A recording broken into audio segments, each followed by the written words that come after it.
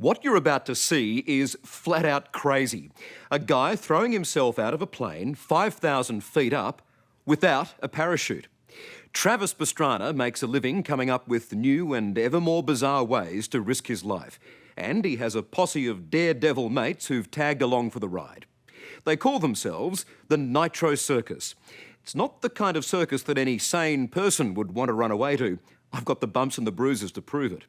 And just a word of warning, don't try this at home.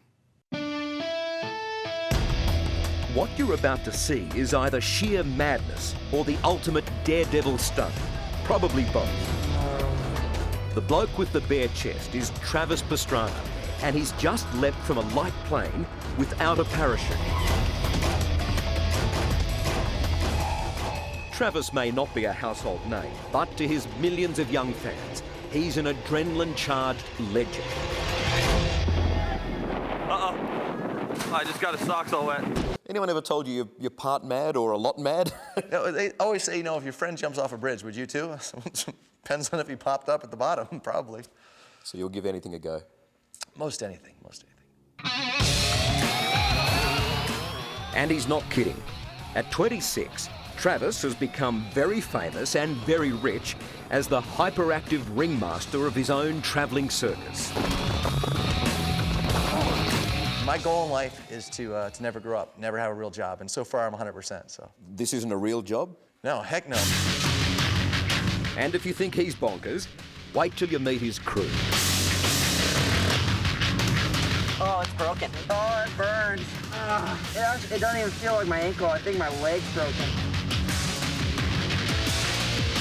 There's Aaron Fotheringham, or Wheels to his mates. Born with spina bifida, he's the only person in a wheelchair to ever catapult from this terrifying 50-foot ramp.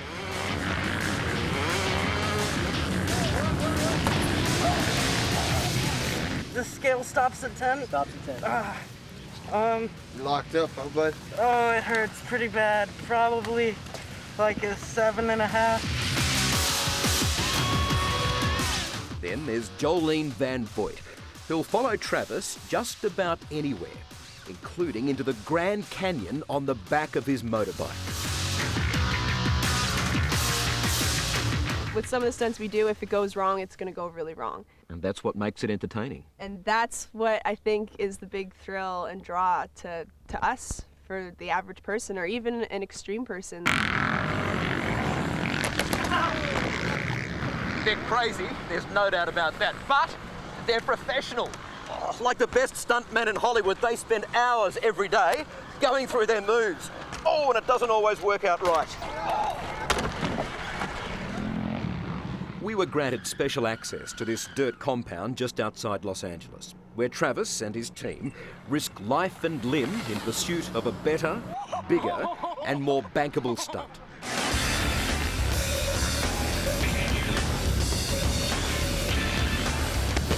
Yes. Good landing.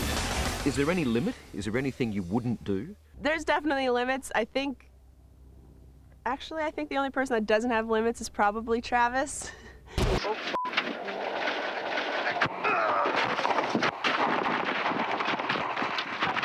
When someone says that's impossible, that's the best motivation on the face of the earth. You're laying in bed at night going, all right, why is it impossible and how can I make it possible? Travis owns and choreographs Nitro Circus, which was developed in 2002. When MTV picked it up, the show topped the ratings, and its crazy crew became instant celebrities. So much so, they've turned Nitro into a 2.5-hour live arena spectacular about to tour the world, starting in Australia. This is a circus where really bad things can happen. Everyone knows their abilities, everyone understands the consequences, and everyone is willing to put everything on the line to have a lot of fun.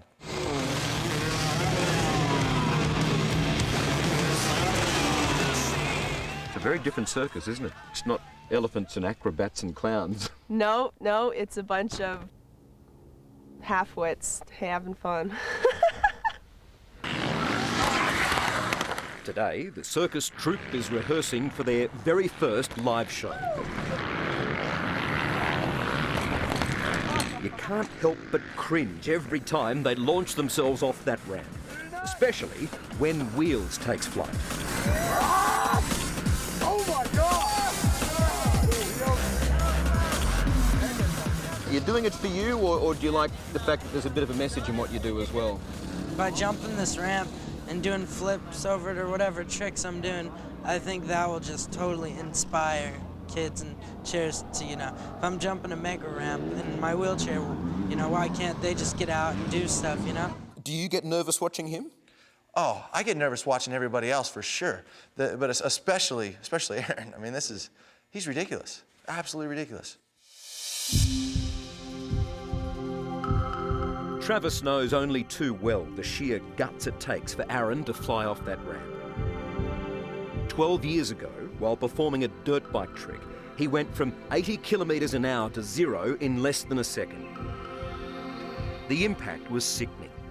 His spinal column shattered, breaking through his hip and pelvis. Travis lost a third of his blood and was left in a wheelchair. I had numbness and tingling, but I always had motion in my legs. I just couldn't put any weight because my pelvis was shattered. But even then, you didn't think that you'd pushed it as far as you could. You were 14, you're in a wheelchair. What, maybe think about doing something else?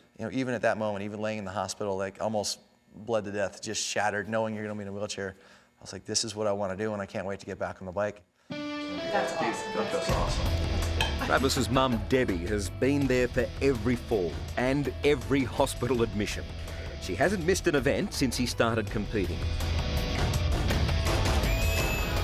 But it was that accident when Travis was 14 that made her realise how tough he was. Didn't know if he was going to survive. He lost so much blood, didn't know if he was ever going to walk again if he survived, and he knew. And he said, hey, that's okay if I'm in a wheelchair. I'm going to be the fastest wheelchair racer ever.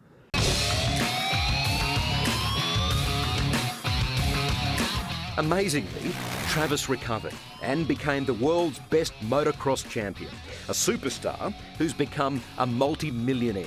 But at a price. There's barely a bone he hasn't broken. His wrist has been shattered 7 times. His right knee busted 8 times. The left, 7 times.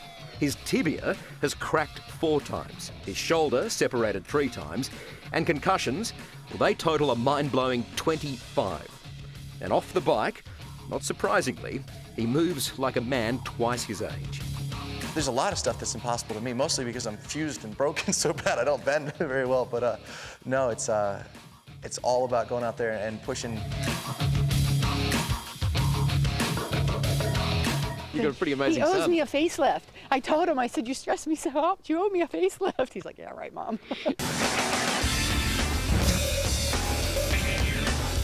When it comes to some of the really dangerous stuff, we're not completely stupid. We consider it, and if it's a sort of a life and death situation, then you want to obviously choose the best person for that situation.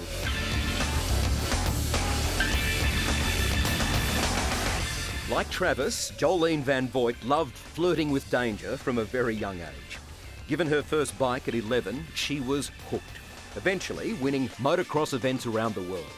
It all led up to an invitation to join Nitro Circus, the team's first female member. You're a bit of a trailblazer then, aren't you? I guess so. A little bit of a tomboy trailblazer. Are you still a tomboy today, or are you a bit more girly girl? I don't think there's anything wrong with being both. And if you can be both and have a good time, and I think that's pretty rad. I think that's the sexiest thing, is when a girl could be down in the dirt and just giving her with the guys, and then she goes, has a shower, puts on a sexy dress and some heels, and the guys go, wait a minute.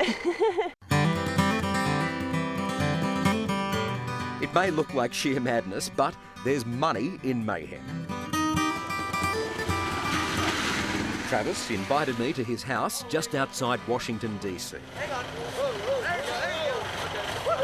On a personal tour of the adventure playground in his sprawling backyard. We got the pit bike track, we got the motocross track over there, we got the supercross track over there, we got the freestyle park over there. In about a month's time, this place is the biggest big kid playground you've ever seen. There's a full rally track in his backyard, and as we pass his country mansion, it's pretty obvious Travis is living his dream.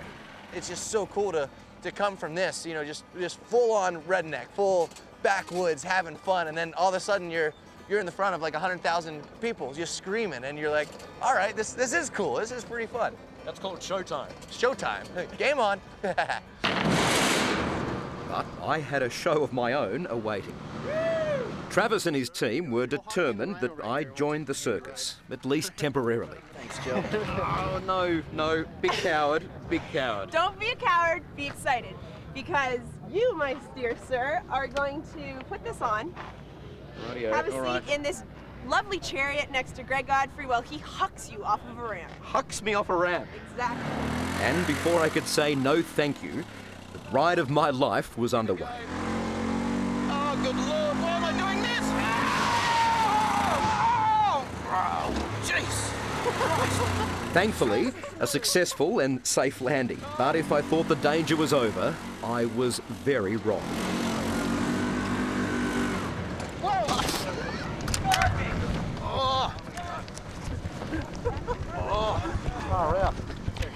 Yeah, that's what happens. You could have at least got to the ramp part, Godfrey. You all right, bud? Now you ready to hit the ramp?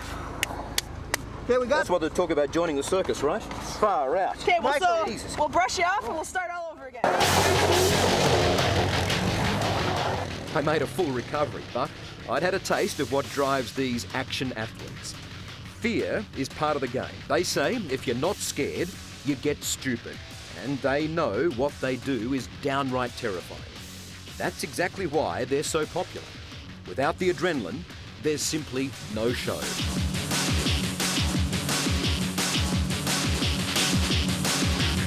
It entertains people, there's a demand for it, and there's a demand for us to do it.